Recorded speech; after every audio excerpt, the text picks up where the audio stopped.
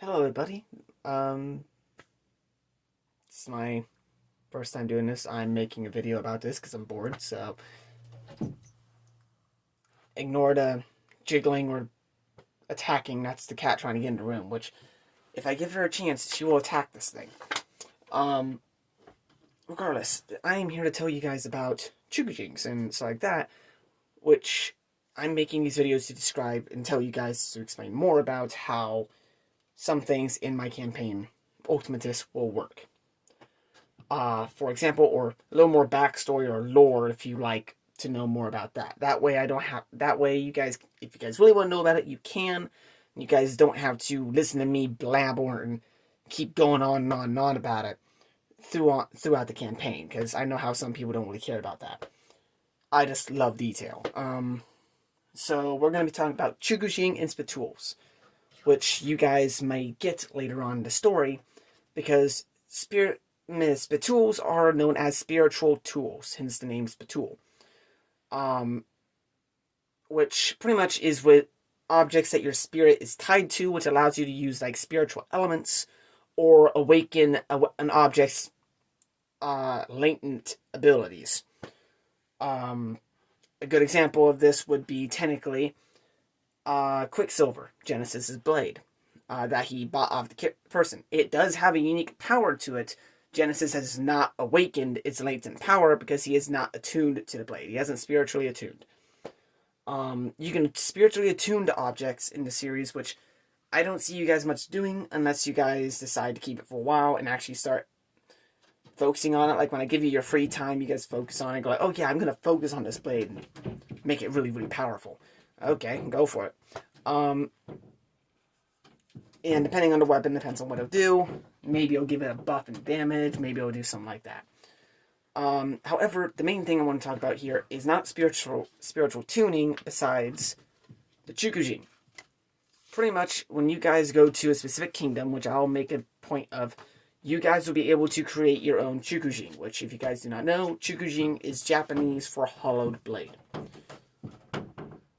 You, stop. You're not coming in. Sucks to be you, Domino. But spiritual are all category. To put it into a simplistic way, spiritual is the category for all weapons or objects that are spiritually connected to your spirit. So, and for those that don't know, your existence in my series is composed of 3 bodies. There is the mortal body, which is your physical body, like cheek, face, legs, dingling, I don't know. Pretty much your mortal connection. Your spirit is pretty much your personality and who you are. It's your spirit, your personality, your feelings, all of that comes from your spirit. And then your body's power, which when you guys use your vapor meme, which is Latin for soul steam, is your unique reaction to the universe, which is your soul's reaction to the universe. So everybody is born with a soul. Everyone's born with a unique thing. Anyway, regardless, I'm not going to blabber about that. If you guys want more information about that, I'll make a separate little video you guys can watch. Anyway, Chūkū. Chūkū's hollow blades are considered the perfect weapons for beings. They're considered the most powerful category of a weapon in this universe. And the reason why is because it is a combination, it is the perfect unionization of your mortal, spirit, and soul bodies. The blade's core is made of spiritrum, which spiritrum, if you guys do not know, is like spirit metal. It's pretty much like spiritual metal. It's metal is connected to the spirit realm. So, if you have spiritrum, you technically have a spirit blade that can cut down ghosts and phantoms and all that without any issue. It's a magical weapon. Stop doing that, cat. Seriously, you're being really, really annoying. Sorry. That cat's gonna give me a headache at some point in time. Anyway. No, but it is the perfect unionization of your soul, spirit, and body, which allows you to use your max potential with a weapon. So if you were to use, like, for example, if we were in real life, like the blades were actually real and I was legit in there, this would just be a normal sword. Normal sword, great. I can use it like a normal sword. I can cut down enemies and so on and so forth. But the difference in that is that it doesn't matter how greatly crafted the blade is. It'll only do as much as it can physically endure. So if I go to try to cut down a mountain with this thing, maybe I can. If I have enough physical strength, maybe I can. But the blade's not going to have any unique properties to it. It's not going to have, like, a unique connection to me. Unless you spend enough time with it, it becomes a spirit tool in a way that's linked to your spirit. But again, that takes decades for it to do. Normally. Chūkū, however, are a painstakingly thing to forge. However, it is worth it in the end. Because not only would the thing be a weapon that you can use, that you can, if you make a blade, choppy, cut, stabby. It will also be a tool to use your soul's abilities and be spiritually attuned to you. So, if you're able to use your soul's ability, for example, let's say Genesis were to make a sword. Which I don't see him making much of a sword, but if he does, great for him. If you were to make a sword out of a Chūkū, then he would literally be able to use his blade to summon rifts. He can literally use his blade to generate his rifts, or even make his rifts even more potent, in a way. Since it has a direct connection to his soul. So it's not like he's using his body to transfer the energy from his soul to the blade. The blade would automatically have a connection to your soul. So it'd be a direct, no third party. It's just 1, 2, done. It also helps with aggro sync, because, again, aggro sync is syncing your soul with your body or with other objects, which makes it tougher and stronger, and you're also imbuing energy into the item. Regardless of that fact, Kylie, why am I saying my name? It's like 12 o'clock in the morning, so I don't really care though. I'm awake, so I decided to make this video because I was bored, and I figured you guys that like info and detail could have something to watch. So, for example, forging a Chūkū, as I said though, is going to be difficult. It's not going to be like a 1, 2, 3. Oh, there we go. I got a Chūkū, yay! No. It's kind of complicated. For example, you have to spiritually attune yourself to the spiritual metal that's in the core. And if you guys don't know, if you were to make a Japanese sword, a blade is normally made of multiple different metals. There'd be a softer core inside the blade, then the softer steel inside the blade, the harder steel on the outside. The softer steel allows it to be able to absorb impact more gently, I guess. Best way to phrase it, so the blade wouldn't crack and just shatter into pieces or warp. And then so on and so forth. Now, the metal that they use on the very outside of it normally is made with a natural element. So, meaning you can't make it with steel. You can't make it with steel. You can't make it with I don't think bronze is a natural occurring material. And so on and so forth. Those are alloys. Pretty much you can't make it with alloys, metallic alloys. You have to make it a natural element. So whether that be gold, silver, platinum, titanium, iron, copper, zinc, whichever ones. It has to be a natural element. Otherwise, it won't bond correctly. What else was there? With the Chūkū, pretty much it's that metal. The spiritual, you have to spiritually attune to, which the way you do that is that you have to have an object that you're closely attached to. So, let's say something that you were born with normally is the best way to do it. It's probably the best way to attach yourself to it. So maybe a baby blanket you were born and wrapped in, whether it be like a baby shoe or something that has close relation to you when you were young, close to your birth. Mind you, medieval times, that's not very likely to have. But maybe it'd be a rattle, maybe it'd be a pacifier. Hell, there you go. But one way. Or it could be a physical object that was already attached to you. So let's say you had this knife that you've had for over a decade and so long that it's just been in your family for decades. That would work too, because you have a good attachment. You have a personal attachment to it, meaning you have been attuned to it. So pretty much you sacrifice an attuned item to make an attuned item. Regardless of that, so that is one of the things that will attune the Spiritomb to you. So that as soon as you make that blade, the blade will be attuned to you because the core is attuned to you. The metal itself has to be a normal metal. You would heat it up as you would any other blade. As you would any other metal. Just superheat it, forge it. There you go. Mind you, when you're forging it though, I can see you guys want, okay, how do you get that core in the blade?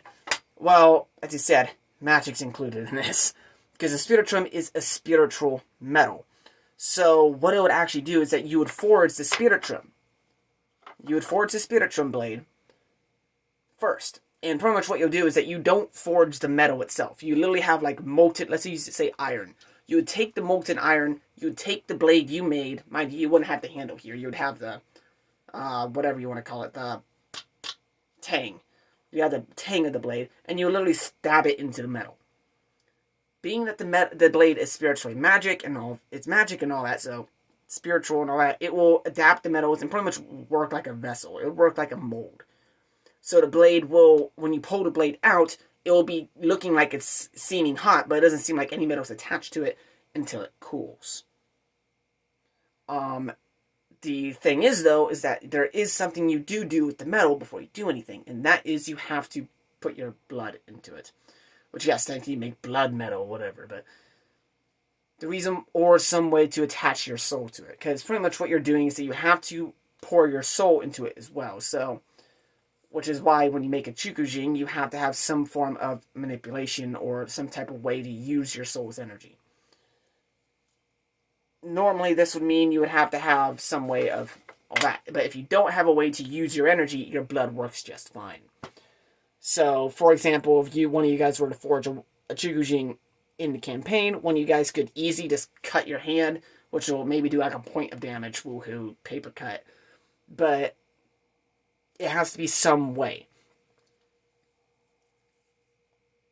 And then, however, the materials to make the blade is not unique. However, the aesthetics of the blade, like the hilt, the guard, the scabbard, there's nothing unique to that. If you want it to be a unique thing, you can ask me, you can tell me, hey, I want it to be like my scabbard's in a form of a dragon. I don't care, make it look aesthetically pleasing to yourself. It's your choice, it's your unique weapon. But yeah, that's how that works. Chūkū are very nice, they're extremely powerful. Honestly, I'd probably say the weakest Chūkū I will make, that I will let you guys make, would be a D10 of damage. Would be a D. I'm sorry, a D. It would be a D10s. The lowest the damage they will do is D10s, which is a big deal. Now, unless it's a dagger. And if it's a dagger, yeah, it's probably going to be a D8. It'll be a die higher than its normal counterpart. So, let's say a longsword. Longswords normally do D8s of damage. If you were to make a longsword, it'd automatically be doing D10s. A good example of this is Intio's longsword, which is known as Purgatory Fang. His longsword does D10s of damage, which it normally would do D8s. Makes sense? And also, not to mention, Chūkū, as I said about the abilities and all that, when you level up, when you get more stronger, you get a choice to do an extra die of damage. That extra die of damage does not go to weapons. It goes to your energy and your abilities. The only thing this varies with is if you have a Chūkū, because your Chūkū is attuned to your soul, so it's already attached to your abilities. So it will gain an extra die of damage, because it's your ability. Because it's tied to your ability. Another way to explain this, because Genesis' ability isn't a very good idea to describe a Chūkū. Oh, Amelia. Amelia is a perfect example, because she has blood magic. She's able to mess with blood. to put it that way, literally, her using her own blood to forge the blade makes complete sense. But pretty much what will happen is that if she were to have that Chūkū, make a Chūkū, and she were, let's say she uses a katana. I don't think she'll use a katana. She'll probably use a pole arm or whatever. As long as it's a bladed object, it will be a Chūkū. So whether it be a scythe, whether it be a freaking kunai, for God's sake, it will be a Chūkū because it is made like a Chūkū. If Amelia were able to make one, she would be able to use her blood magic through her blade. So not only would she be able to use blood boil or whatever, she can literally coat her blade in blood if she wished. She can use her blood manipulation and cover her blade in blood to the point where it can literally reach out to be from a 3-foot long blade to like a 10-foot long blade. And it'll be pretty much weigh nothing because of it being energy instead of physical matter. There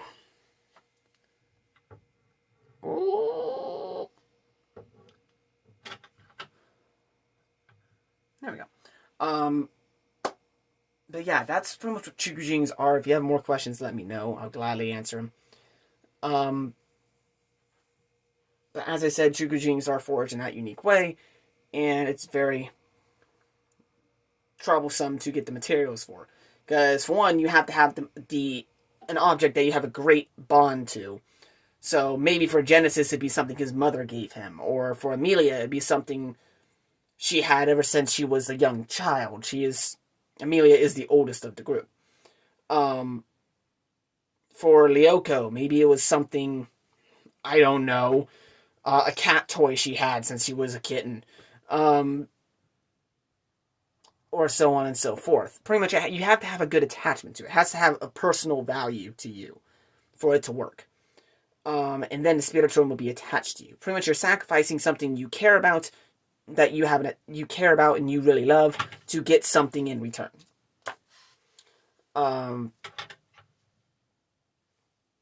Makes sense? I'd say so. But as I said, when you're forging the metal itself, like, not the Spritools. The Spritools is metal already forged, and that's why you can only get it in Orenia. And Orenia is a kingdom you guys will go to another time. But because the person you guys go to is a spiritual guardian, which, more on that later. I'll make a separate thing about spiritual guardians. And how the spirit realm works. But yeah, that's how Chūkū work and all that. And if you guys want more information about, like, maybe Chūkū Awakenings or Chūkū Aggro-Synced, I'll go on from there. But that's it for this one. So, let me know what you think. I'll probably make more regardless. So, talk to you later, boys and girls. And